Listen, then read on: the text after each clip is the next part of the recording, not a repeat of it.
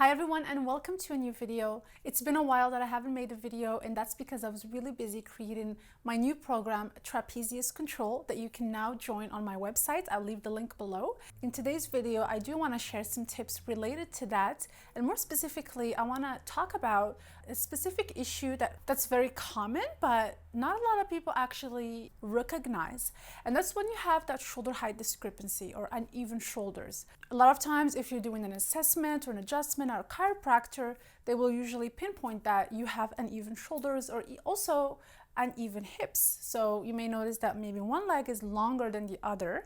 It can be structural, but in most cases, it's usually just due to muscular imbalances and tightness and weaknesses in certain areas. But usually what happens is that people would get an adjustment, they will correct that, and then 2 weeks after that, they go back to their therapist or chiropractor, and again, it's the same issue happening. So I always recommend and suggest that you always look for the root cause of the pain that you're having or the imbalances that you're having, because I don't like to just focus on fixing the symptoms and fixing maybe that discrepancy and then keep going back to the old habits that maybe created that discrepancy and recreating them.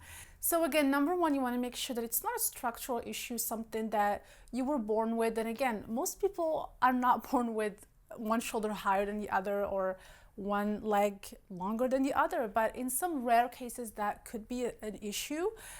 So of course you want to pinpoint that, and if you realize that you are able to fix that discrepancy but it just keeps happening, then it's a good sign that it is a muscular problem. So one of the things I want to start with is some of the things that caused this issue in the first place. So the first thing I want you to do is I want you to go in front of the mirror and notice which shoulder is elevated.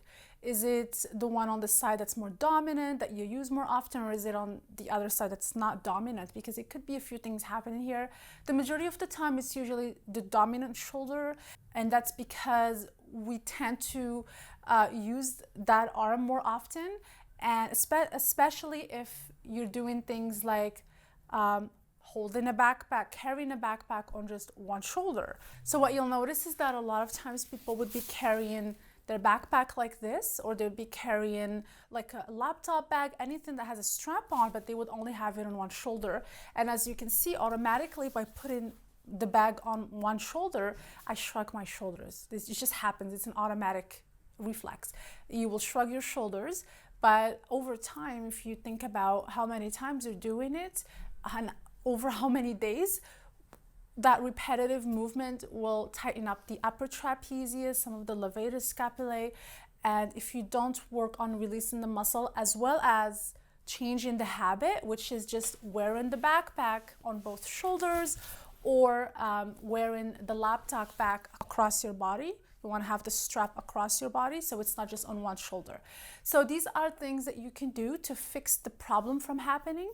But if you already have that, then what I really recommend is that you spend some time releasing the upper trapezius with either a massage therapist, or you can do it alone using a massage ball against the wall or just pressing down with your fingers and trying to release that muscle. Again, I show you step by step how to do this in my program Trapezius Control. We really go deeper into how to release each muscle in the neck area.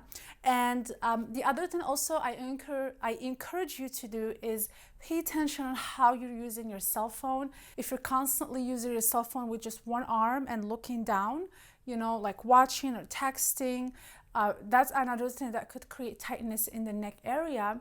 And if you are using your cell phone using just one arm, again, that could create some tightness on just one area versus the other area. So definitely a few postural adjustment throughout the day will definitely help.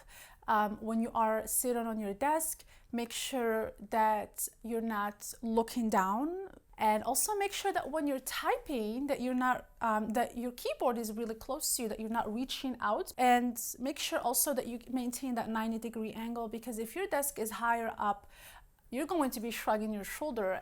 If you have to work for hours, and you're going to be shrugging your shoulders for a long period of time, which will also create that tightness in the shoulder area. So yeah, I would first look at things that you do using that side, the more dominant side? What are some of the things that you notice you're doing? Maybe it's just carrying a grocery bag on just your using one arm, carrying a backpack, laptop bag, things like that.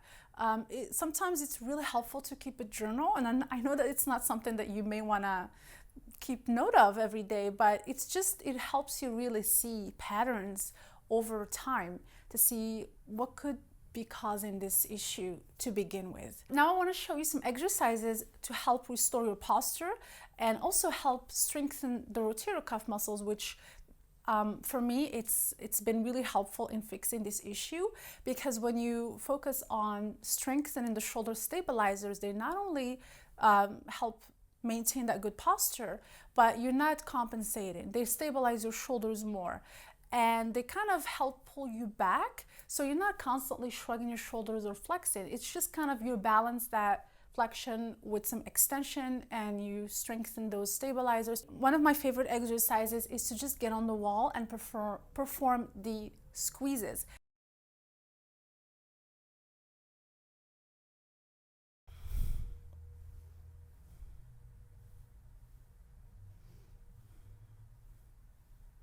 So you're bringing your shoulder blades together and back.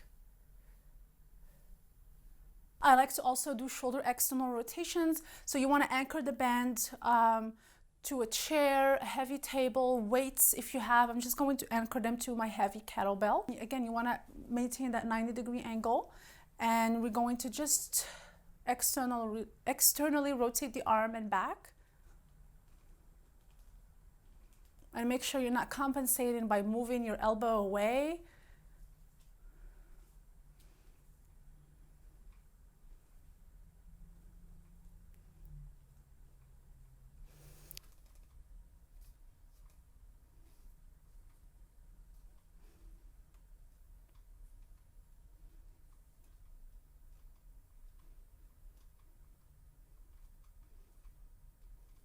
And a third exercise that I want to share with you is more of a mobility exercise. You just want to grab very light weight.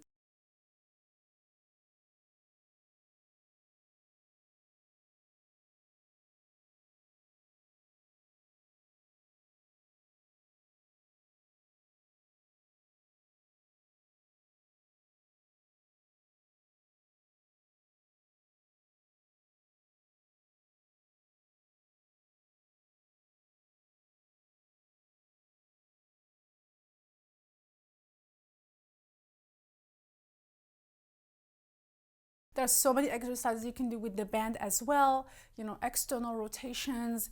I do have an amazing shoulder strengthening routine that I already did on the channel, so I will link to it below. It's a fantastic routine to not only strengthen the rotator cuff muscles, but also to open up the chest. And the routine is all, you can either do it with dumbbells or body weights. If you are suffering from this problem and you're looking for an organized program to help you every step of the way, and also get effective corrective exercises to help strengthen the neck muscles as well as the shoulder muscles to maintain stability, strength, and also to avoid those imbalances from happening again.